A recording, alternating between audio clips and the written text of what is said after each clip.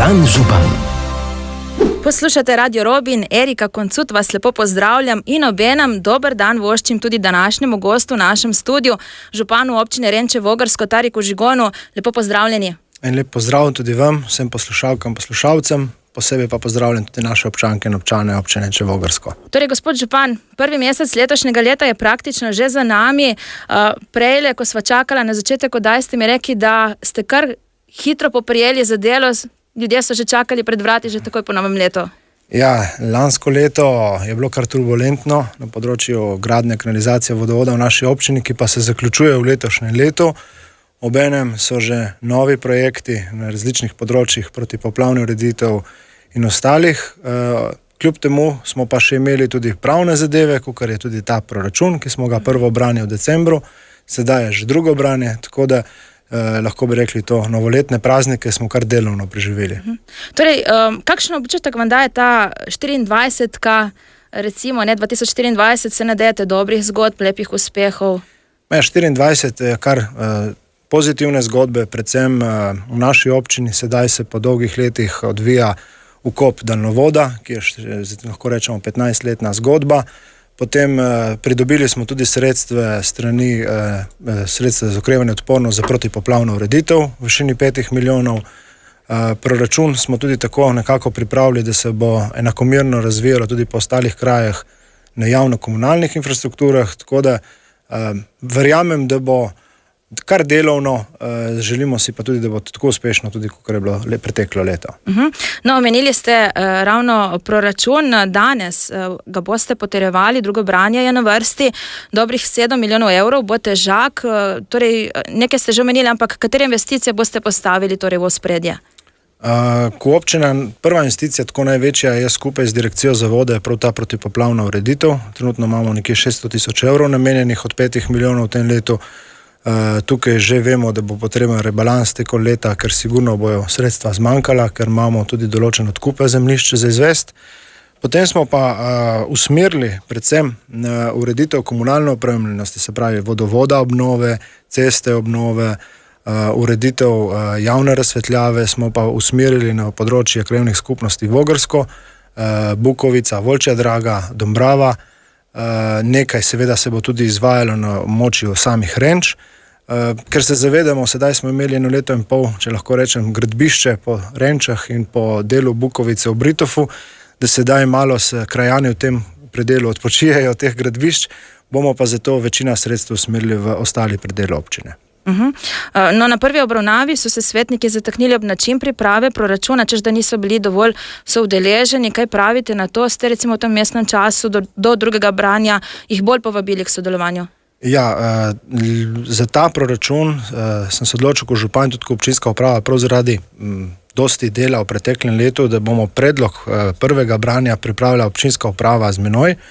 Upoštevali smo tudi smernice samih javnih gospodarskih služb, ko so podjetje, ki upravljajo pri nas. Med prvim in drugim branjem sem pa tudi že svetnike obvestil, da sprejmem vse njihove predloge, vse njihove mnenje, pripombe, spremembe. Obenem sem tudi takoj v začetku januarja imel sklican neformalni sestanek, ki sicer se ga niso udeležili lih prav vsi svetniki, sem pa sprejemal vse morebitne predloge in pripombe, ki pa seveda vse želja, ki si jih vsi občinski svetniki želijo, se strinjam z njimi, da bi jih morali uresničiti, ampak to je seveda finančna omejitev, ker želja je vedno veliko več kot sredstev, ne? Tako je.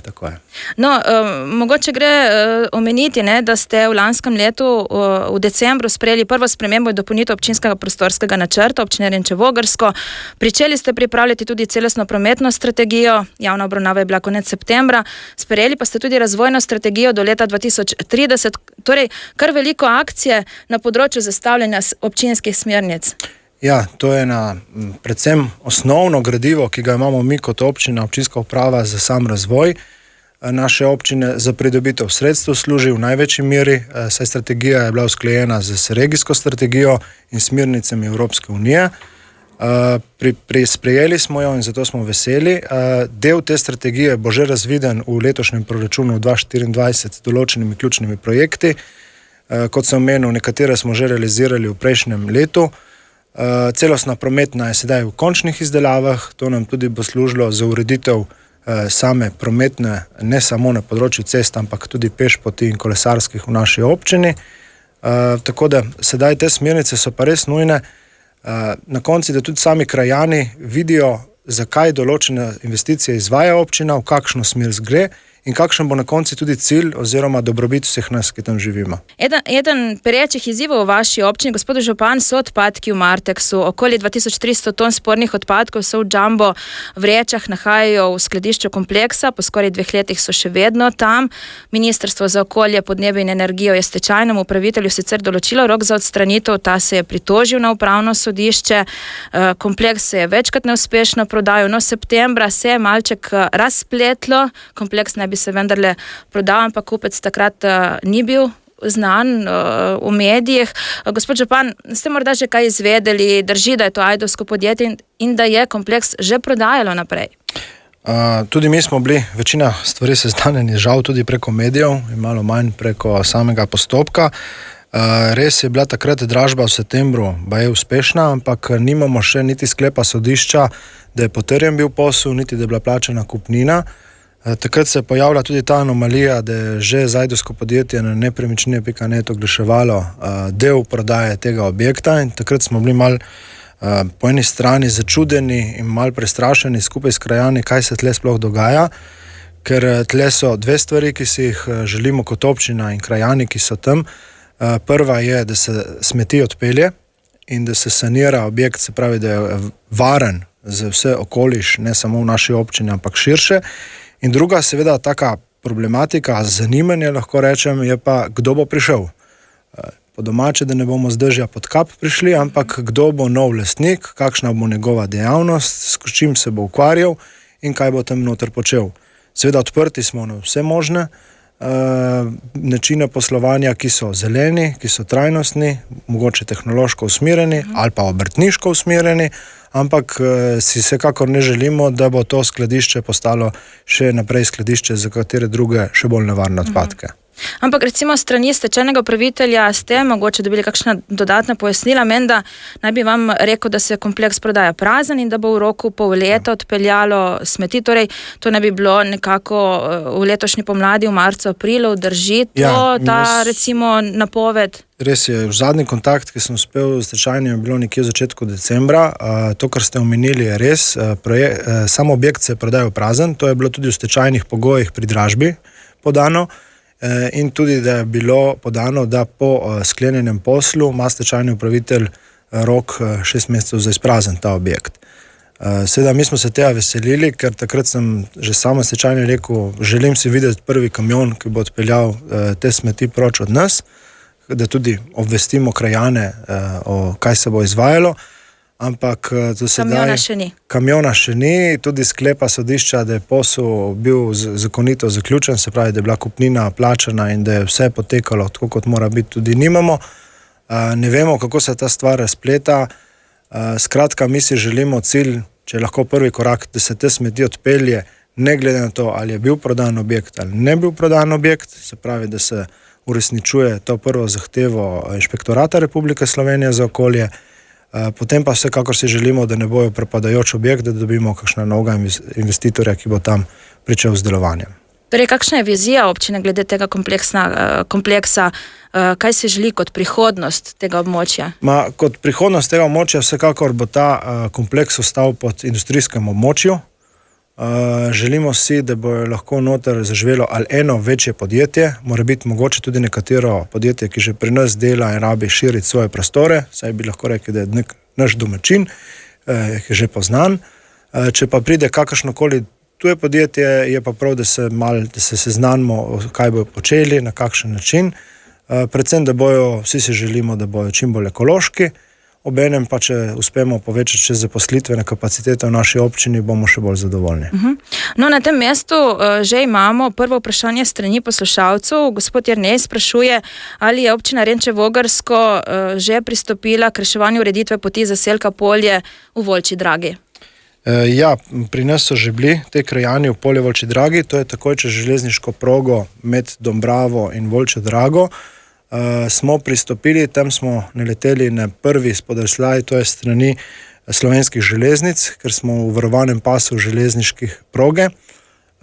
Ta del železnice bi najraje videli, da ukinijo ta nezavarovan železniški prehod in da občina uredi cesto iz druge smeri, sicer iz Vogrskega proti temu zaselku Polje, da se potem ta prehod železniški bi ukinil. To bo mal del časa trajalo. Jaz se želim, da ne bom dajal obljub, ampak v tem mandatu, da nam vsaj uspe zarisati traso novo, ki bo potrjena strani Direkcije za infrastrukturo na področju železnic in da bomo lahko pričeli z odkupi zemljišč in urejanje te ceste. V preteklih minutah sva že načela temo večjih investicij. Med težko pričakovanimi je bil gotovo daljnovod v Renčah. Te dni so se začela tudi dela na terenu, torej gre za daljnovod Gorica-Divača. Ste zadovoljni, da se je tukaj primaknilo? Ja, smo zadovoljni. Tukaj bi se zahvalil civilni iniciativi, ki je sodelovala zraven, ki je dejansko bila ta pobudnik od samega začetka. Družina Komar je tukaj pomagala največ, da se je ta daljnovod res ukopal in da se je želja krajanov ne nazadnje tudi izpolnila in nekako skupna pot je bila v preteklih letih prav dogovor ta, da z Elesom, da so nas prisluhnili, da so prisluhnili ljudem, ki tam živijo. Saj to je vplivno območje, se kar konkretno zmlajša iz 40 metrov levo-desno na 12 metrov in s tem bo omogočena večja površina v naši občini, bodisi kmetijskih, zazidljivih in ostalih površin, da bojo lahko sami krajani, lastniki zemljišč delali na tem območju. Sedaj so v letošnjem letu so pričeli konkretno že z vkopi, s prevrtavanjem, odprti izkopi. Izvajalec je tukaj kolektor dobil.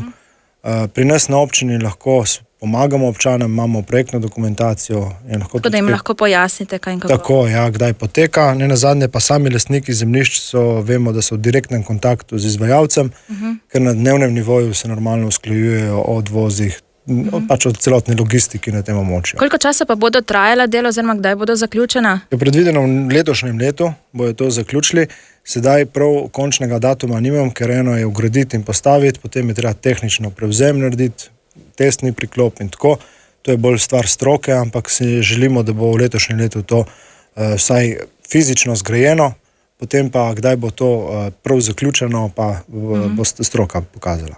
In doprinos te investicije je kaj, če bi na kratko? Doprinos te investicije ni samo v naši občini, ampak je širše na celotnem tem območju, ker se zavedamo, da primarni vod, ki ga je razdeljen na 3 dele, eno, kar Soške elektrarne proizvajajo na Posočju, eno je vod iz Ajdušne v Kromberk in eno je ta prav vod iz Kromberka tudi na kraško območje. Vemo, da so bile obremenitve v tem električnem času porabe večje, kar velike na teh vodih in predvsem sedaj, ko je tendenca normalno, da se ogrevanje prihaja na toplotne, da se postavlja fotovoltaične panele, bo se tudi poznalo v naši občini, ker bo verjetno tudi lokalni upravljalec Elektro-Primorska imela bolj olajšan način, kako vso to energijo spraviti v omrežje ali pa iz omrežja ven. No, pomembna investicija, ki ste jo zaključili v preteklem letu, je rekonstrukcija oziroma novogradnja vodovodnega sistema. Ta projekt je vreden nekaj več kot 4 milijone evrov, pridobili ste tudi kohezijska sredstva, vzporedno z obnovo vodovode je potekla tudi gradnja kanalizacijskega omrežja. Ja, to je razdeljen na 2 dela, eno kanalizacijski, eno vodovod. Vodovodni sistem smo dobili kohezijska sredstva in deloma državna sredstva v višini na 6 milijona. To je že v funkciji. Sedaj potekajo zaključne faze in potem bo sedel še tehnični prevzem in prevzem upravljavca. To so Goriški vodovodi in kanalizacija.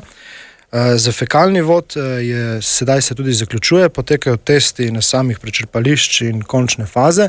Bo pa prišel v funkcijo, ker v letošnjem letu smo tudi v proračun dali, da bomo zgradili fekalni tlačni vod v Biljah in s tem pridobili skupno lastništvo, delno skupno lastništvo do centralne čistilne naprave Vrtojba. Razbremenili bomo tudi čistilno napravo v sosednji občini v Biljah, tako da nekje v funkcijo naš kanalizacijski vod v naši občini bo po tej investiciji, kjer računamo leta 2025, druga polovica ali pa ob koncu 2025, in takrat, ko bo ta tlačni vod v Biljah zgrajen in vse bo šlo v čistilno napravo Vrtojba, bomo tudi takrat začeli z priključki v naši občini. In kdor se ne bo mogel priključiti, boste subvencionirali male čistilne naprave? Ja, že zdaj mi imamo proračunsko postavko, kjer subvencioniramo male čistilne naprave v naši občini, nekje do 1500 evrov oziroma 50% vrednosti. Bomo pa tudi občanom, vsekakor bo občinski svet takrat, ko se sprejme sklep o samih priključitvah, dal neko časovnico, da v nekaj letih to izvedejo, ker to vemo, da mora vsak svoje dvorišče temu prilagoditi, ukiniti troprekatne greznice ali pa mora biti kakšne zastarele čistilne naprave. Kar dve vprašanje poslušalcev na to temo smo dobili, pa poglejmo najprej prvo.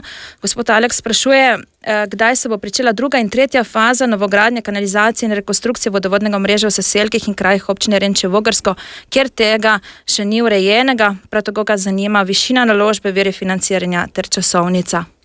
Ja, druga, tretja faza, kot občina smo se bolj usmerili v te primarne vode in sicer druga in tretja faza so usmerjene iz Bukovice, Britova, zaselk proti Volčji Dragi, z Bazaro, priključitev obstoječega voda iz Vogrskega in naprej proti Vogrskem.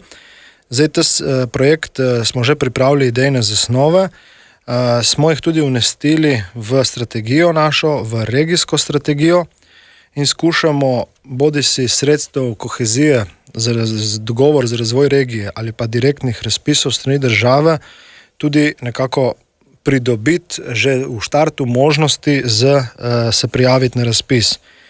Tukaj naslavljam problem kot ena občina ali pa tudi vseh ostalih občin, sever, Primorske, ostalih, ker je omejitev 2000 priključnih enot za pridobitev sredstve. Ta pa aglomeracije, ki so bile pa delane na tem območju, so manjše in tukaj si dajemo apel tudi z ostalimi župani na Ministrstvo za kohezijo, da ta kriterij zmanjša, da se bomo lahko tudi mi priključili in začeli tudi urejati s tem denarjem na tem območju. Tako da si želimo, da v tem mandatu obenem pridobimo sredstva strani razpisa. To so investicije nekje od 1,5 milijona do 3 milijonov. Dela bi se potem delala. In dela, če se bi pričela proti koncu mandata ali pa v naslednjem, seveda je vezano na novo to kohezijsko perspektivo, ki je sedaj ravno kar čakamo še strani države smernice, v tem letu naj bi jih dobili, da potem do leta 2030 jih tudi počrpamo. No, gremo k naslednjemu vprašanju. Poslušalka Sara pravi, v koncu preteklega leta ste v Volčji Dragi na cestnem odseku Vintola Bazara izvajali menjavo dotrajanih vodovodnih cevi. Zanima jo, zakaj se istočasno ni vgradilo kanalizacijske cevi, ter kdaj se bo ta projekt izvedel. Vse je ta projekt planiran, kot pravi, že dalj časa, ter bo potreben ponovni poseg v cestno infrastrukturo. No, to je itak že taka pogosta praksa, da se lih nekaj ukopa, pa spet se zrije, pa spet se ukopa. Ja, tisto, kar smo do zdaj zgradili, smo skušali prav na to, da se ne več. Zato so sodelovali tudi ostali deležniki. Na sami Bazari smo pa imeli problem že pri samem projektiranju, ker globina fekalnega kanala bi bila okrog 4 metre, in to bi posegali globoko v celoten pas, ker smo tudi pogoje z Direkcije za ceste imeli skoraj nemogoče. Skratka, tisti del Bazare bi predstavljalo samo fekalni kanal 500 milijona, ki pa, kot sem že prej omenil, ne bi bil priključen še nikamer, ker manjka primarni vod iz Volčje Drage do Bukovice v Britov. V ta namen smo se kot občina strateško odločili, da 500 milijona zdaj prazne cevi, ki bodo v zemlji, ne bomo investirali. Smo pa z Direkcijo za ceste na drugi strani uspeli umestiti kolesarsko progo, ki bo nastala skozi Bazaro in pod katero se pa lahko tudi vgrajujejo fekalni vodi in ostale javne komunalne infrastrukture. Tako da načrtujemo, da v naslednjih letih bomo pristopili z ureditvijo te kolesarske poti, ki je regijskega pomena, z označbo G5, se pravi, bo povezovala od Novo Gorice pa vse do Ajdušne. In v ta namen, ko bo ta gradnja potekala, bomo pa mi še postavili fekalni vod, prav s tem namenom, da ne bomo posegali ponovno v cestišče. Torej boste bili več muh na en mah. Skušamo na tak način, predvsem pa, da bomo si sredstva pridobili iz leve ali iz desne, ampak da bomo lahko uspeli financirati sam projekt. Še eno vprašanje ima gospa Sara in sicer zanimajo, kdaj se bo nadaljevalo s projektom obvoznice Volčja Draga Bazara. To je zelo lepo vprašanje, ki sicer se zahvaljujem, ki bi ga morali postaviti tudi na samo Ministrstvo za infrastrukturo. Obvoznica Volčja Draga je bila pripravljena v letošnjem letu z izvedbo celo PZI-ov, projekti za izvedbo del za prvo fazo.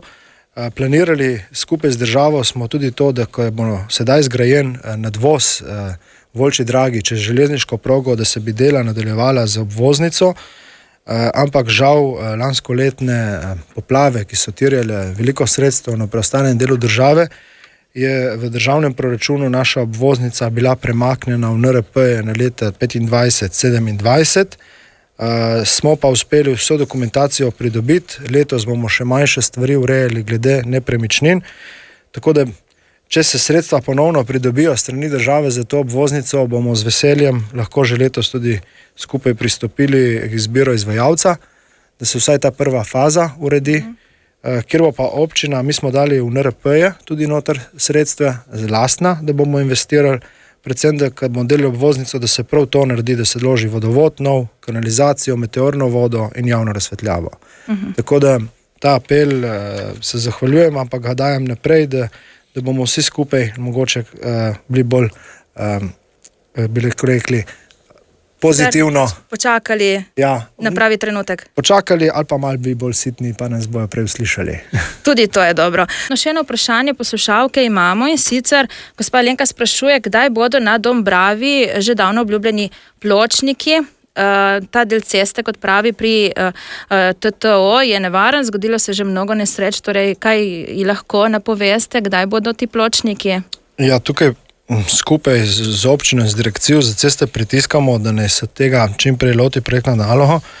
Mi smo v preteklih letih bile že izdelane idejne zasnove in osnutki tega pločnika, predali smo jih na direkcijo, ker to je državna cesta in sicer oni morajo izvesti javno naročilo za projekt in tudi za izvajalca, občina pri tem samo financira. Prav s tem namenom smo letos v proračun tudi dali denar, da vidi država, da mi imamo namen ta pločnik plačati. Obenem pa, da tudi malo pritisnemo, da se bojo premaknili na te kolesa, če že, kot smo prej rekli, obvoznice ne bo, da bojo vsaj nekjer, kjer ne pa plača država, vsaj pričela z pripravo te dokumentacije v ta poseg v državno cesto na njihovi strani, da potem bi vsaj čim prej to realizirali. Torej, če kakšen termin lahko damo poslušalki, kdaj bo morala čakati? Ja, načrtujemo, da vsaj v letošnjem letu se zmenimo leto 2 maksno.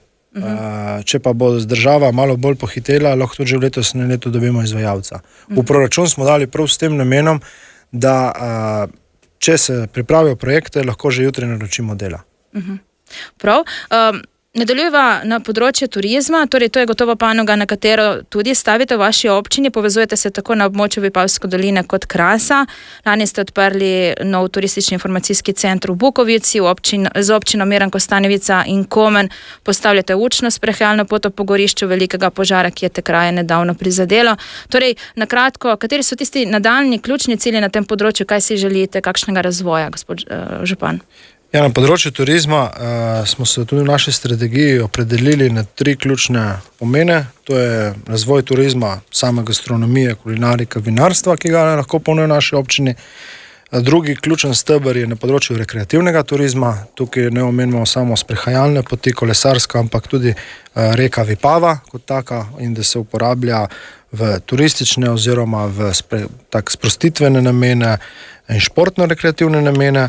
Konjeništvo, ne? Tudi konjeništvo. Sredstva. Tako je, sedaj se tudi izvajajo skupaj z mestno občino Nova Gorica razširjen del konjeniških poti, ki bo povezoval Trnovško, Banško planoto in Kras.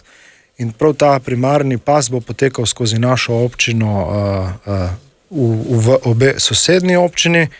In tretji turistični steber je na področju zgodovine. Tukaj dosti smo vlagali v poti miru na področju Prve svetovne vojne.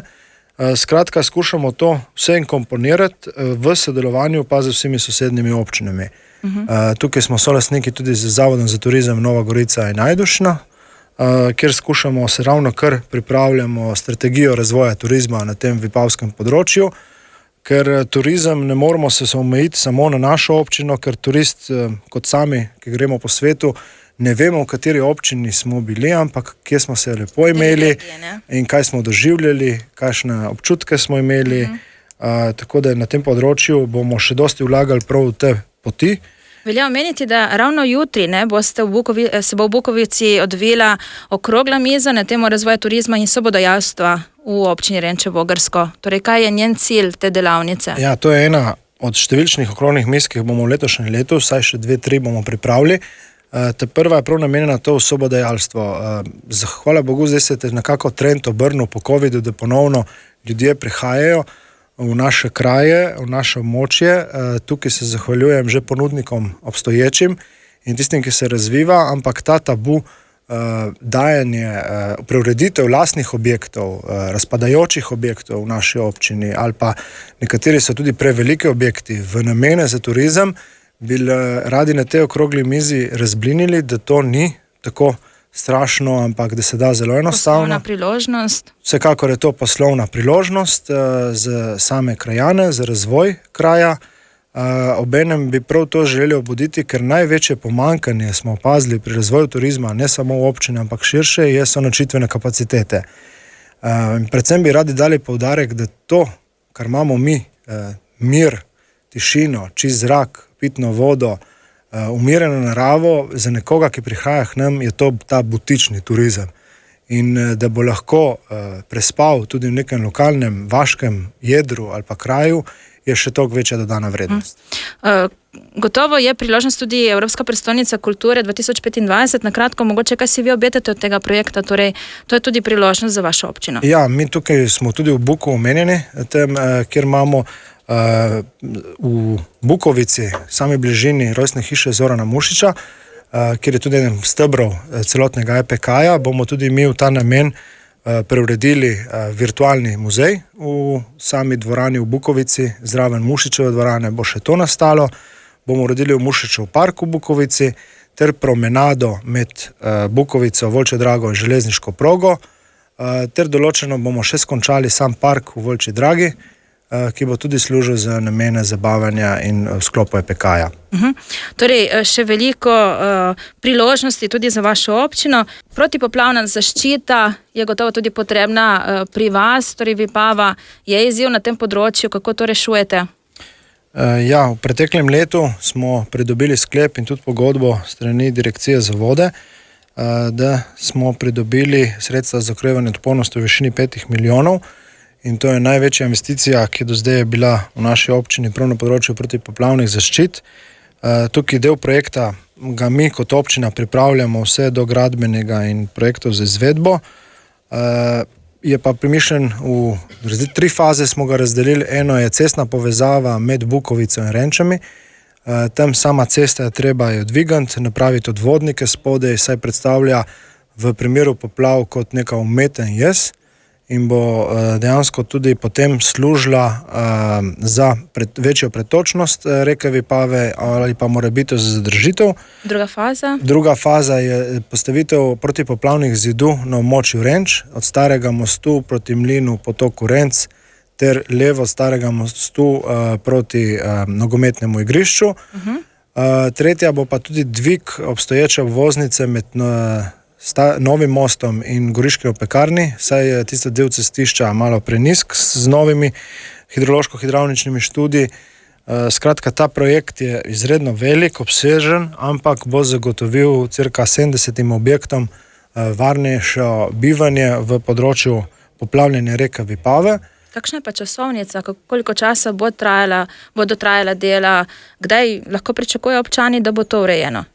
Časovnica je taka, mi sedaj načrtujemo nekje do poletja pridobiti gradbeno dovoljenje in pripraviti že projekte za izvedbo del, tako da bo strani Direkcije za vode načeloma lahko že letos izdala ven javno povabilo zbiranje ponudb za izvajalca in se bojo že določene odseki lahko že letos pričeli z gradnjo. Govorimo proti koncu letošnjega leta. Sam zaključek tega projekta je predviden do leta 2026, ker so pa tudi sredstva za okrevanje in odpornost vezana na ta časovni rok. Tako da sedaj imamo nekje 2 leti pa pol časa za to tudi realizirati in zaključiti. Obenem pa tudi dejansko potem, da gre v funkcijo in upravljanje te objekti. Največji izziv, torej kaj menite, da bo v tem projektu? Največji izziv v tem projektu bo dva objekta, ki sta sedaj v tem poplavnem območju, bomo treba odkupiti, kakor na vzhodu Slovenije potekajo odkupi objektov. Usklajevanje sami krajani in domačini, ki se bo te protipoplavne zidove postavljalo ob njihovi meji za pridobitev služnosti in pravice graditi, ampak ne nazadnje, jaz mislim, da to je ena velika prilika in prednost vseh nas, ki tam živimo, da pa končno si protipoplavno uredimo, saj pol tudi vsi ti objekti bodo izvzeti iz poplavno ogroženega območja, obenem bojo postali bolj tržno zanimivi, predvsem pa bivalno varni objekti. Skratka, izzivov vam ne manjka, nam je pa zmanjkalo časa za pogovor, torej hvala gospod župan, da ste bili z nami danes tukaj. Hvala lepa tudi vam za povabilo in želim vsem skupaj in lep prijeten dan še naprej. Hvala pa tudi vam za pozornost, cenjene poslušalke in poslušalci. Lep dan še naprej želim, Erika Koncud. Radio